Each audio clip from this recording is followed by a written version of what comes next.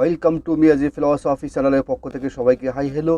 আমি বাহরাইন থেকে বলছি, মোহাম্মদ ইয়াসিন মিয়াজি। সবাইকে আসসালামু আলাইকুম ওয়া রাহমাতুল্লাহি ওয়া বারাকাতুহু। আমার বিশ্বাস আপনারা ভিতর থেকে ভালো আছেন, ভালো থাকবেন, সুস্থ থাকবেন, মোটিভেট থাকবেন। আসেন প্রিয় গাইস, আজকে আমরা আমাদের মূল কন্টেন্টে ফিরে যাই। নিজের উপরে সবসময় বিশ্বাস রাখবেন, তাহলে আপনারই জয় হবে। এই বিষয়ে আজকে আলোচনা করব। ভিডিওটি অত্যন্ত গুরুত্বপূর্ণ, আশা করি স্কিপ করবেন না, সম্পূর্ণ ভিডিওটি দেখবেন। আসলে আমরা অনেক সময় বিশ্বাস হারিয়ে ফেলি, কারণ হলো একটা সমস্যা শেষ হলে আরেকটা শুরু হয়, আরেকটা শেষ হলে আরেকটা শুরু হয়। নানান রকম সমস্যা, টেনশনের কারণে যখন আমরা জর্জরিত হই, তখন আমরা আমাদের আত্মবিশ্বাস আমরা হারিয়ে ফেলি। আমাদের আত্মবিশ্বাস যখন হারিয়ে ফেলি, তখন আমরা আরও নিজে ডিপ্রেশনে পড়ে যাই, আমরা আরও নিজেরা ধ্বংস হয়ে যাই। সেজন্য আজকে আপনাদের জন্য এই ভিডিওটি তৈরি করছি। এই ভিডিওটি একটি কাল্পনিক গল্প দিয়ে শুরু করব। গল্পটি যখন আপনারা শুনবেন, আশা করি আপনারা বুঝতে পারবেন আত্মবিশ্বাস যে আমাদের জীবনে কত বড় প্রয়োজন। আত্মবিশ্বাস হারানো কখনো যাবে না। আত্মবিশ্বাস নিয়ে জীবন যাপন করতে হবে। স্কিপ করবেন না, সম্পূর্ণ ভিডিওটি দেখবেন। আশা করি আপনারা আপনাদের জীবনের গল্পের সাথে আপনারা মিলিয়ে জীবনকে আরও সুন্দর করতে পারবেন। তো আসেন আমরা আমাদের সেই গল্পটি বলি।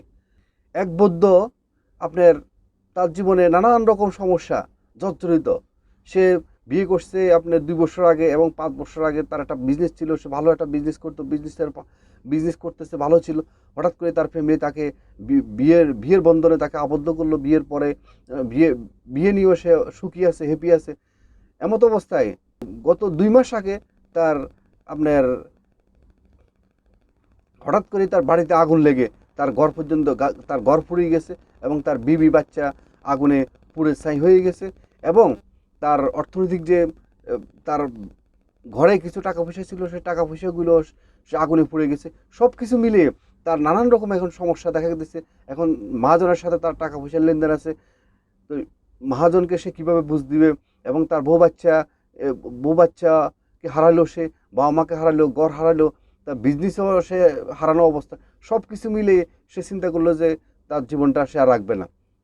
তো যখন এই সমস্ত বিষয়, তো সব বিষয় সন্ন্যাসীকে বললো যে আমি আর জীবনটাকে রাখতে, আর এই জীবনটা আর কী করবো, যেখানে আমার বউ নেই, বাচ্চা নেই, আমার বিজনেসটা নষ্ট হয়ে গেছে, আমার অর্থনৈতিকভাবে আমি জর্জরিত, সেজন্য আমি আর জীবনটাকে আমি রাখতে চাই না। তো এই কথাগুলো যখন সন্ন্যাসীকে বললো, সন্ন্যাসী একটা মৃদু হেসে বলল, ওকে, তোমার কথা সব শুনছি, আমি তোমাকে একটি গল্প বলি।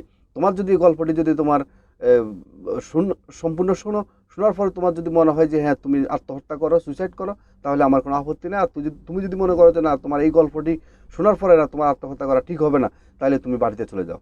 তখন ওই সন্ন্যাসী তাকে একটি গল্প শোনালো।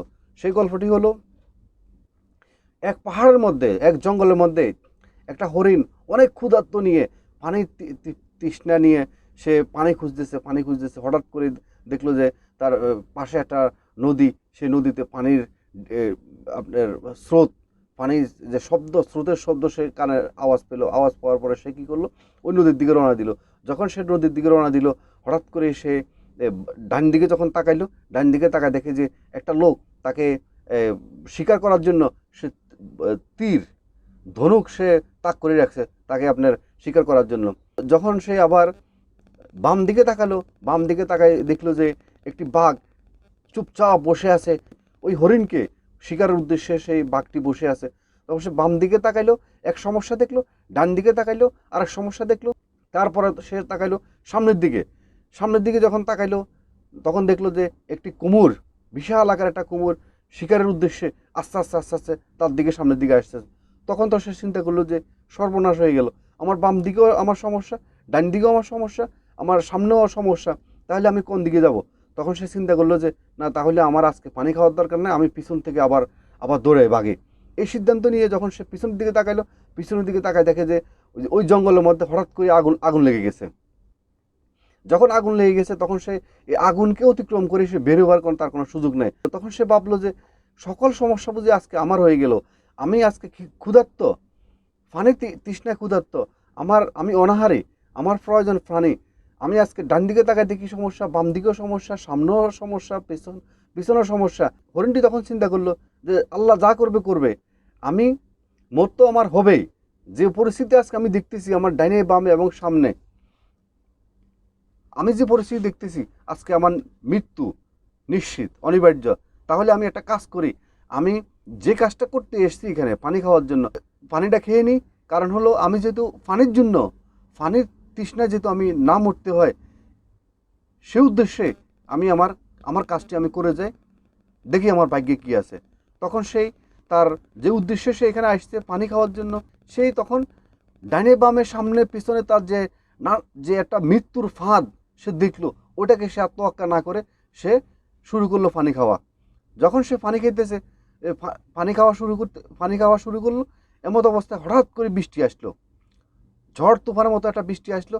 ঝড় তুফানের মতো বৃষ্টি এসে ওইদিকেও তার খেয়াল নাই, সে তার ওই কাজের মধ্যে সে ফোকাস দিয়েছে। সে কাজটা হলো সে এখানে পানি খেতে এসেছে, বাস সে পানি নিয়ে ব্যস্ত আছে।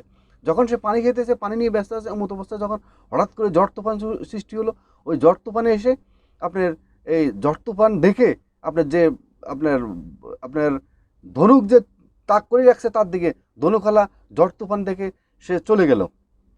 এবং আপনার এই হঠাৎ করে একটা বড় একটা গাছ ভেঙে আপনার বাঘের উপরে পড়ে বাঘ সে আতঙ্কে বাঘও পালিয়ে গেল। এবং যখন ঝড় তুফান শুরু হলো, আপনার ঝড় তুফানের কারণে যে আগুন লাগলো বনের মধ্যে, সে আগুনটা পর্যন্ত নিভে গেল। পানি খাওয়া শেষ করার পরে সে উপর দিয়ে তাকায় দেখে যে ওই বাঘও নেই, এবং বাঘের উপরে একটা বাঘের যেখানে বাঘ বসে আছিল সেখানে একটা গাছ পড়ে আছে, এবং সে ধনুখলাও নাই। এবং যে বৃষ্টির কারণে যে আপনার আগুন লাগছে বনের মধ্যে, জঙ্গলের মধ্যে, ওই সেটাও নিভে গেছে। তো সে চিন্তা করলো যে যাক, সব সমস্যা তো কেটে গেল। তখন সে পানি টানি খেয়ে সে তার জঙ্গলের দিকে খুশি মনে সে চলে গেল। এই গল্পতে আমরা বুঝতে পারলাম যে জীবনে নানান রকম সমস্যা আসবে, অর্থনৈতিক সমস্যা, রাজনৈতিক সমস্যা, আপনার পারিবারিক সমস্যা, অফিসিয়াল সমস্যা, যে কোনো সমস্যা থেকে আমরা যখন পালিয়ে যাব সমস্যা দেখে, তাহলে আমরা জীবনে কখনো সফল হতে পারবো না। সমস্যাকে মোকাবেলা করে আমরা আমাদেরকে আল্লাহর উপরে বিশ্বাস রেখে, আল্লাহকে হাজির নাজির করে আমরা আমাদের জীবনকে আমাদের কাজের মধ্যে ফোকাস করতে হবে, তাহলে ইনশাল্লাহ আমরা সফল হব। আমরা আজকে এই গল্প থেকে অন্তত এতটুকু শিখতে পারলাম। তো তখন আপনার ওই যখন আপনার ছেলেটাকে যখন আপনার ওই সন্ন্যাসী এই গল্পটা শোনালো, তখন ওই লোকটিও সিদ্ধান্ত নিল যে না, আমি মরবো না। আমি কেন মরবো? আমি বেঁচে থাকতে হবে। মানুষের জীবনে বেঁচে থাকাটা হলো সবচেয়ে গুরুত্বপূর্ণ। তখন সে খুশি মনে বাড়িতে আবার ফেরত গেল। তো ওভারঅল আমরা যে জিনিসটি আজকে হরিণ থেকে শিখতে পারলাম, সেটা হলো আপনার জীবনে যত সমস্যা আসুক, সকল সমস্যাকে মোকাবেলা করে, জীবনের সমস্যা আসবেই, সমস্যাকে আপনাকে মোকাবেলা করতে হবে। সমস্যা দেখে যদি আপনি পালিয়ে যান, যদি আত্মহত্যার সিদ্ধান্ত নেন, তাহলে আপনার জীবন বিতা যাবে এবং আপনার জীবন হেরে যাবেন, আপনি বিজয় অর্জন করতে পারবেন না। সুতরাং সমস্যা দেখলে সমস্যাকে মোকাবেলা করে সামনের দিকে এগিয়ে যাবেন, ইনশাআল্লাহ আপনি সাকসেস হবেন।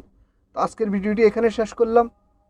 আপনাদের ভিডিওটি যদি ভালো লেগে থাকে, লাইক কমেন্ট করতে ভুলবেন না, এবং যারা নতুন ওনারা সাবস্ক্রাইব করে অল নোটিফিকেশন অন করে দিবেন, এবং যারা আগে সাবস্ক্রাইব করে ফেলছেন আপনাদেরকে অসংখ্য ধন্যবাদ। আজকের মতো এখানে ভিডিওটি শেষ করলাম। আবার নতুন করে আরেকটি নতুন ভিডিওতে আবার দেখা হবে, কথা হবে। ততক্ষণ পর্যন্ত ভিতর থেকে ভালো থাকবেন, সুস্থ থাকবেন, এবং এতিম অসহায় মানুষের পাশে দাঁড়াবেন। আবারও মিয়াজি ফিলসফি চ্যানেলের পক্ষ থেকে সবাইকে আসসালামু আলাইকুম ওয়া রাহমাতুল্লাহি ওয়া বারাকাতুহু।